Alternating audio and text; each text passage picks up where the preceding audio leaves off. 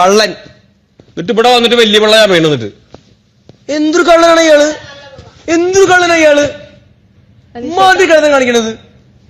A few moments later. ആരാണ് കാർഡുകൾ കള്ളൻ.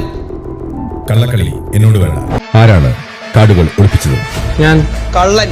കാർഡുകൾ ഒളിപ്പിച്ചത് ഞാൻ കണ്ടിട്ടില്ല. പക്ഷെ യെല്ലോ അതെന്താണ് ആരും കാണിക്കാത്തത്? കള്ളൻ. ഞാൻ വെച്ച് യെല്ലോ കളർ അവള് വേണ്ട വന്നപ്പോ എന്റെ വേണ്ടായിരിക്കും പറഞ്ഞു. എല്ലാ കാർഡുകളും കാണിക്കാൻ കള്ളൻ. എനിക്കും ഒരു ദിവസമുണ്ട്, ബാക്കി നമുക്ക് അന്ന് പറയാം. ബിഗ് ബോസ്, അതാണ് എന്റെ ആവശ്യം. എന്റെ ഒപ്പീനിയൻ ആണ്. ഇത്രമാത്രം അൺഫെയർ ആയിട്ടും കള്ളക്കളി കളിച്ചും സത്യസന്ധത ഇല്ലാതെ കളിച്ചും നിലവാരമില്ലാതെ കളിച്ചിട്ടും ആണ് ഇപ്പൊ ഒളിപ്പിച്ചു വെക്കില്ല.